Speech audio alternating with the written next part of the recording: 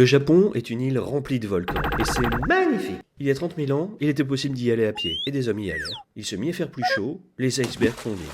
Ça devint une île recouverte d'arbres. Maintenant, il y a des gens sur l'île. Ils traînent entre les montagnes et mangent des baies et des noix. Ils utilisent la toute dernière technologie, comme la pierre taillée et les bols en céramique. C'est le monde extérieur. Et ils ont de la technologie du futur, comme du vraiment bon métal et des rizières de dingue. Maintenant, ils peuvent faire beaucoup de riz. Vraiment? Très vite. Donc, si tu possèdes une rizière, tu possèdes beaucoup de nourriture, ce qui est quelque chose dont tout le monde a besoin pour survivre. Ce qui fait de toi le roi. La culture du riz et le royaume du riz s'étendent sur les terres jusqu'ici. Les royaumes les plus importants étaient là et là. Mais celui-là était le plus important, dirigé par une personne super importante, l'empereur.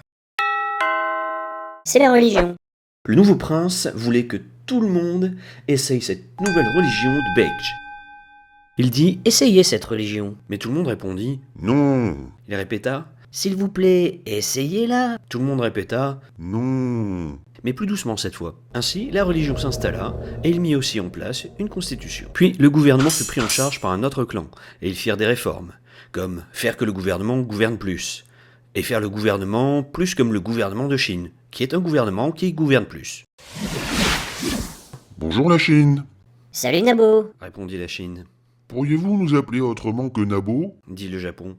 Comme quoi? Dit la Chine. Que diriez-vous de pays du soleil levant? Ils adoptèrent l'alphabet chinois et écrivirent un livre parlant d'eux-mêmes. Ils firent beaucoup de poésie et d'art et un autre livre à propos d'eux-mêmes. Puis ils commencèrent à bouger la capitale à chaque fois que l'empereur mourait, et la gardèrent à un seul endroit pour un moment, juste ici. Et finalement, ils finirent la conquête du Nord. Un riche érudit, ennuyé par le bouddhisme moderne, visite la Chine et apprend une meilleure version qui est plus spirituelle.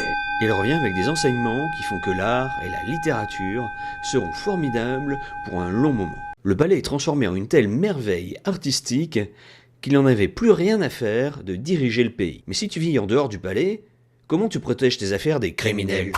Engage un samouraï. Tout le monde engageait des samouraïs. Les personnes riches et importantes engageaient des samouraïs. Les gens pauvres, qui ne pouvaient pas engager de samouraïs, n'engageaient pas de samouraïs. Les samouraïs devinrent organisés et puissants. Plus puissants que le gouvernement. Alors ils fondèrent leur propre gouvernement militaire. Ici.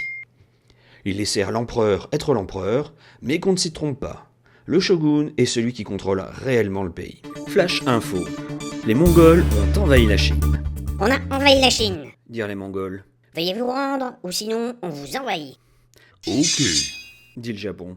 Alors les Mongols vinrent, prêts à la guerre, et moururent dans une tempête. Mais ils essayèrent encore, et ils eurent des bons moments à combattre contre les Japonais. Puis ils moururent dans un typhon. Alors l'empereur renverse le shogunat, puis le shogunat renverse à son tour l'empereur, et bouge à Kyoto, et fait un nouveau shogunat. Et l'empereur peut toujours s'habiller comme un empereur s'il le veut. Maintenant, il y a plus d'art, comme des peintures avec moins de couleurs, la poésie collaborative, des pièces de théâtre, la cérémonie du thé, le jardin, l'architecture, les fleurs. C'est l'heure de qui veut gagner le shogunat. Habituellement, c'est le fils du shogun, mais le shogun n'a pas de fils. Alors il demande à son frère d'arrêter sa formation de moine pour devenir le prochain shogun. Il dit ok, mais maintenant, le shogun a un fils. Alors, qui sera le prochain shogun? Votez maintenant sur vos consoles. Tout le monde vota si fort que le palais prit feu et brûla complètement. Le shogun n'en avait rien à faire, il était parti dans son palais de campagne faire un peu de poésie. Et tout le pays se fragmenta, tout le monde s'affrontait pour gagner du pouvoir localement. C'est l'Europe. Non, ils ne sont pas là pour prendre le contrôle, ils veulent juste vendre leur camelote, comme des horloges et des flingues, et Jésus. Donc c'est cool, mais tout le monde est toujours en train de se battre pour le contrôle. Et maintenant, avec des fusils. Ne serait-ce pas agréable de contrôler la capitale? Ce clan est prêt à faire la course pour la capitale, mais il faudra écraser ce petit clan qui est sur le passage. Surprise! Le petit clan gagne. Et le chef de ce clan vole l'idée d'envahir la capitale. Et l'envahit. Et ça se passe très bien. Il est à mi-chemin de la conquête du Japon quand quelqu'un travaillant pour lui le tue, et que quelqu'un travaillant pour lui les tue. Et cette personne finit la conquête du Japon et confisque les épées de tout le monde et fait des règles. Et maintenant, je vais envahir la Corée, et espérons également la Chine. Dit-il, et échoua, et mourut. Mais avant qu'il meure, il dit à ses 5 types de s'occuper de son fils de 5 ans jusqu'à ce qu'il soit assez âgé pour être le prochain dirigeant du Japon. Et les 5 types dirent « Ouais, pas de problème, ce ne sera pas ce gamin. Ce sera l'un d'entre nous, parce qu'on est des adultes. » Et ce sera probablement ce mec parce qu'il est beaucoup plus riche et plus puissant que les autres. Plein de gens le soutiennent, mais plein de gens soutiennent de ne pas le soutenir. Ils se battent et ils gagnent. Et ils commencent un nouveau gouvernement, juste ici. Edo. Et ils laissent même l'empereur continuer à jouer à l'empereur. Mais ceci est le nouveau gouvernement. Et il est très strict. Tellement strict qu'il ferme les frontières. Personne ne peut partir et personne ne peut rentrer. À l'exception des Hollandais, qui veulent acheter et vendre des trucs. Mais ils doivent le faire ici. Alors que le pays n'est plus en guerre avec lui-même, la population augmente beaucoup. Le commerce augmente, des écoles et des routes sont construites. Tout le monde apprend à lire, des livres sont publiés, il y a de la poésie, du théâtre, des quartiers chauds, des spectacles de marionnettes et la science hollandaise. Les gens commencent à étudier les sciences européennes des livres achetés aux Hollandais. Ils apprennent la géographie, le squelette, la physique, la chimie et l'astronomie. Au fil du temps, la croissance économique et culturelle commence à ralentir.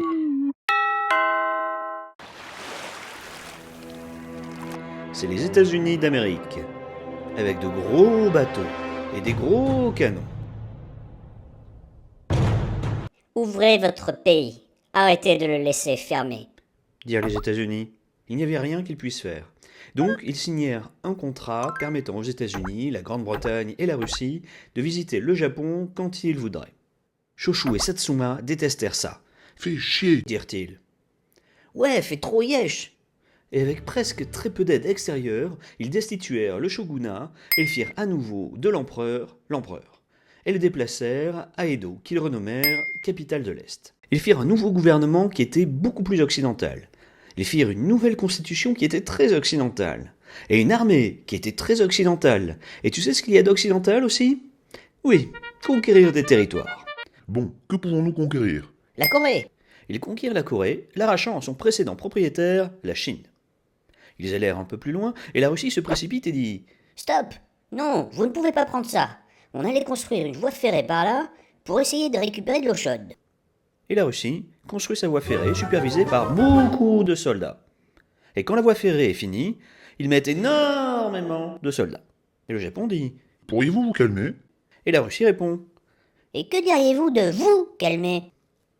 Le Japon a un peu peur de la Russie. Vous ne devinerez jamais qui a aussi un peu peur de la Russie. La Grande-Bretagne. Alors le Japon et la Grande-Bretagne font une alliance ensemble pour qu'ils soient un peu moins effrayés par la Russie. Se sentant en confiance, le Japon part en guerre contre la Russie.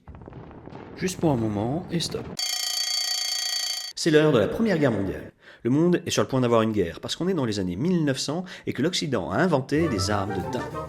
Pendant ce temps, le Japon en a profité pour envahir des pays une fois de plus. Et la prochaine chose sur la liste est cette partie de la Chine et plein de petites îles. Et tout ça appartient à l'Allemagne, qui vient juste de se faire déclarer la guerre par la Grande-Bretagne. Parce que la Grande-Bretagne est l'amie de la Belgique, qui a subi l'intrusion de l'Allemagne, qui se rendait en France pour botter les fesses des Français. Parce que la France est amie avec la Russie, qui était sur le point de mettre un coup de pied au cul à l'Autriche. Alors que celle-ci allait mettre un coup de pied au cul à la Serbie, parce qu'un mec de Serbie a tiré sur un duc autrichien. L'Angleterre est amie avec le Japon, donc tu vois ce que ça veut dire. Le Japon devrait prendre les îles appartenant à l'Allemagne, ce qu'ils voulaient faire de toute façon. Alors ils appellent la Grande-Bretagne au télégraphe pour les mettre au courant, et ils prirent les îles. Maintenant, la guerre est finie. Félicitations! Japon, vous avez techniquement combattu pendant la guerre, ce qui signifie que vous pouvez vous asseoir à la table des négociations avec les grands. Qui décide qui possède quoi? Et oui, le Japon peut garder toutes les îles volées à l'Allemagne. Ils peuvent également rejoindre la super alliance post-guerre, la Ligue des Nations, dont la mission déclarée est d'essayer de ne pas conquérir le monde. La Grande Dépression entraîne la chute de l'économie du Japon, mais les militaires se portent bien, et ils envahissent la Mandchourie. Alors, la Société des Nations leur dit « Non, ne faites pas ça. Si vous êtes dans la Société des Nations, vous n'êtes pas censé conquérir le monde. » Et le Japon répond « Que diriez-vous que je le fasse, quand même ?» Et le Japon envahit de plus en plus la Chine et prévoyait d'envahir tout l'Est. Vous avez du courrier. C'est de l'Allemagne, le nouveau chef de l'Allemagne. Il a une moustache bizarre, il essaye de conquérir le monde et a besoin d'amis. La demande a aussi été transférée à l'Italie. Ils sont tous décidés à être amis parce qu'ils ont tellement en commun. C'est l'heure de la Deuxième Guerre mondiale. L'Allemagne envahit ses voisins, puis les voisins de ses voisins lui déclarent la guerre, mais l'armée française se fait liquider. Holy shit! Les États-Unis sont amis avec la Grande-Bretagne, alors ils arrêtent de fournir du pétrole au Japon, qui est en train de conquérir tout le Pacifique. Mais pas de pétrole, pas de guerre. Alors le Japon décide de détruire la flotte américaine à Pearl Harbor.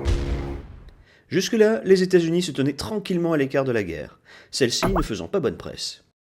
Maintenant, les amis du Japon déclarent la guerre aux États-Unis, les amenant à rejoindre les Alliés, qu'ils aident à vaincre l'Allemagne. Puis, ils repoussent aussi le Japon dans le Pacifique, le forçant à la capitulation. Mais le gouvernement japonais veut négocier la capitulation. Les États-Unis préparaient en secret une bombe, une arme absolue, la plus puissante de toutes les bombes. Et ils aimeraient vraiment voir ce que ça donne. Alors, ils la testent sur Hiroshima. Puis une autre sur Nagasaki.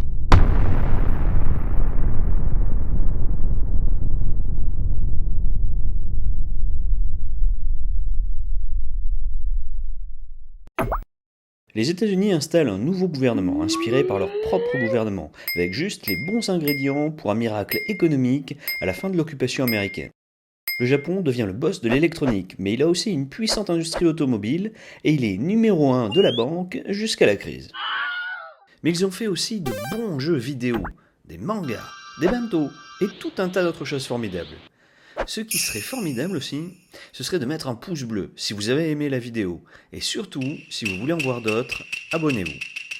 Sur ce, portez-vous bien et à la prochaine.